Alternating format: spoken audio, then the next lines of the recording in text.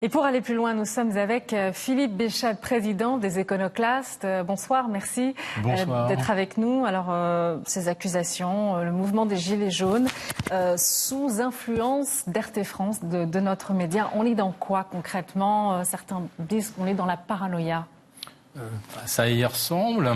Et si c'était RT France ou un autre média étranger, qui pourrait être aussi bien britannique, américain, sortait le même genre d'arguments sans le moindre commencement de preuve, immédiatement l'Élysée rétorquerait qu'on est effectivement dans la parano, le procès d'intention. J'entendais donc que RT serait en plus de comploter, serait un peu ça à la base de trollage, d'une saturation des réseaux sociaux par des faux messages. À ma connaissance, c'est surtout les faux comptes de La République En Marche qui prolifèrent après une intervention présidentielle avec des textes quasiment standards. Bravo Monsieur le Président, quelle belle connaissance des dossiers, sont des faux comptes avec 2, 3, 5 abonnés qui apparaissent et puis qui disparaissent. Donc, je veux dire... et puis on entend aussi des mots inquiétants, Philippe Béchat, quand même. Il y a ces accusations, mais au-delà de ça, on a vu que certains de nos journalistes ont été interpellés de façon très très dure par des macronistes, des soutiens justement des foulards rouges arrivés le week-end dernier, avec des termes puissance étrangère... voilà, on va s'arrêter là, mais c'est le grand classique. La peur, c'est quoi? C'est la peur de l'étranger. C'est le grand classique de l'ennemi extérieur. C'est quelque chose qui est vieux comme le monde. Enfin, là, je veux dire que le gouvernement Macron décline à peu près tous les scénarios orwelliens. Enfin, on vit quelque chose de complètement surréaliste. J'entendais donc aussi que M. Détinger serait défendu par un avocat d'extrême gauche. Ce qui peut être le cas. Mais je ne vois pas en quoi un avocat d'extrême gauche, sa plaidoirie nuit à la manifestation de la vérité. Je ne crois pas que d'être extrême quelque chose nuit en tant qu'avocat à une bonne utilisation des instruments que fournit la justice. Par contre, ce qui est extrêmement dommageable, c'est quand on a un juge aux ordres. Et c'est vrai que c'est difficile aussi de mettre ce mouvement dans des cases, en tout cas, parce que c'est un mouvement très divers quand même, de par sa représentation. Surtout très peu politisé. Ouais. On voit d'ailleurs que les listes Gilets jaunes ne reçoivent même pas de 5% de soutien au sein de gens qui pourtant ont milité ensemble. Quant à dénoncer la présence des extrêmes, c'est un pur calcul politique, mais qui ne résiste absolument pas à l'analyse de terrain. Alors forcément, sur 100 individus, il y en a forcément 3 ou 4 qui sont plus proches d'un extrême à droite, un extrême à gauche, et qui peut devenir d'ailleurs plus virulent s'il a subi une charge de policier totalement injustifiée. Lors de cette conversation avec les journalistes à l'Élysée, il y a aussi d'autres médias qui ont été interpellés.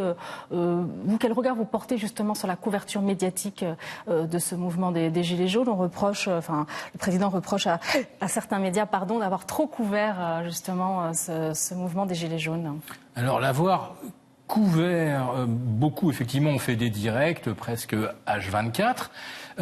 Après, ce qui est intéressant, c'est de savoir de quelle façon les images ont été décryptées ou quelles informations les journalistes de terrain ont fait remonter. Or là, on a assisté à une phénoménale omerta sur d'abord l'origine de beaucoup de heurts qui ne sont pas provoqués par des gilets jaunes, mais qui sont souvent une réaction à des grenades de désencerclement balancées dans les jambes de personnes qui ne présentent aucun danger, des grenades tirées ou jugées dans la foule.